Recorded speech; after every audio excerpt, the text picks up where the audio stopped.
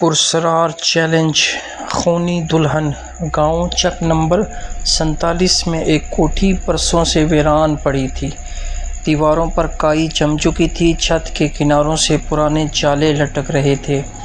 گاؤں کے بچوں کو بچپن سے ہی سکھایا جاتا تھا کہ شام کے بعد اس کوٹھی کے پاس نہ جانا، کیونکہ وہاں ایک دلہن کی روح بھٹکتی ہے۔ یہ کہانی گاؤں کے ہر شخص کو حیران کرتی تھی۔ 20 سال پہلے شادی کی پہلی رات دلہن کا قتل ہوا تھا۔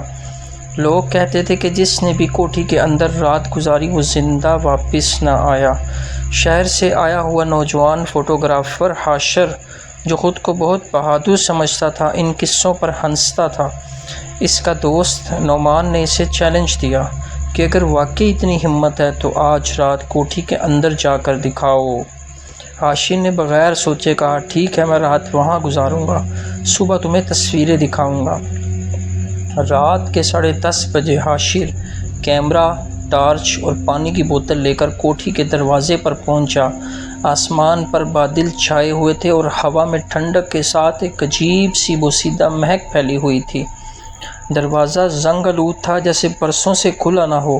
جیسے ہی اس نے دھکا دیا، ایک کرخت چیخ گونجی۔ حاشر نے دل مضبوط کیا اور اندر قدم رکھا۔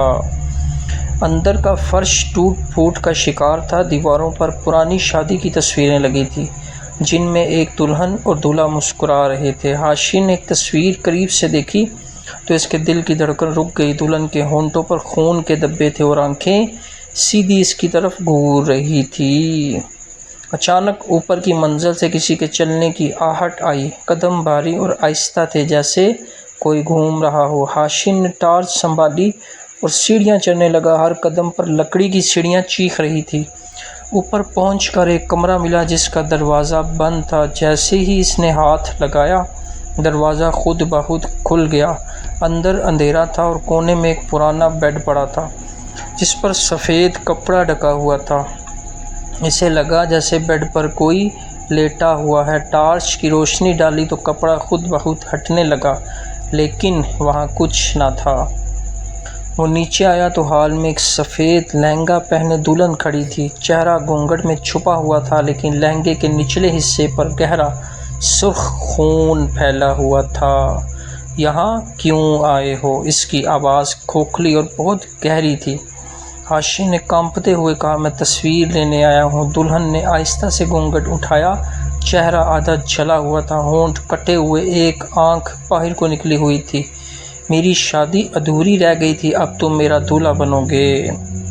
حاشر پیچھے ہٹتے ہوئے ایک کمرے میں گھس گیا اور دروازہ بند کر دیا۔ وہاں ایک پرانی الماری میں اسے ایک ڈائری ملی جس پر خون کے دھبے تھے۔ ڈائری میں لکھا تھا، میں زویا ہوں، اپنی شادی کی پہلی رات میرے شوہر نے شک کی بنیاد پر مجھے قتل کر دیا۔ میری لاش کو اسی کوٹھی میں دفنا دیا گیا۔ جس نے بھی میری کہانی پڑھی وہ اب میرا اگلا دولہا ہے۔ حاشر نے ڈائری بند کی، مگر اسی لمحے دروازے کے پیچھے سے کسی کے ناخن رگڑنے کی آواز آئی۔ وہ کمرے سے نکل کر باہر کی طرف دوڑا، لیکن دروازہ خود بخود بند ہو گیا۔ باہر طوفان شروع ہو چکا تھا۔ بجلی چمک رہی تھی اور ہر بار روشنی میں دلہن کی جھلک دکھائی دیتی تھی۔ دلہن آہستہ آہستہ چلتی ہوئی اس کے قریب آ رہی تھی، ہاتھ میں خون آلود چھری لیے۔ آج ہماری شادی مکمل ہو گئی۔ حاشر نے کیمرہ اس کی طرف کیا اور تصویر لی۔ کیمرے کی فلیش کے ساتھ دلہن غائب ہو گئی، لیکن پیچھے سے کسی نے اس کا ہاتھ مضبوطی سے پکڑ لیا۔ صبح کے وقت گاؤں والوں کو کوٹھی کے باہر خون کے دھبے اور ایک نیا شادی کا جوڑا ملا۔ حاشر کا کہیں کوئی پتہ نہ چلا۔ نعمان کو اس کا کیمرہ ملا، جس کی آخری تصویر میں خون میں لتھڑی دلہن مسکرا رہی تھی، سیدھا دیکھنے والوں کی آنکھوں میں۔ اس دن کے بعد کوٹھی کے قریب سے گزرنے والے لوگ عجیب سی آواز سنتے، جو بار بار پورے گاؤں میں گونجتی، کہاں ہے میرا دولہا؟ کہاں ہے میرا دولہا؟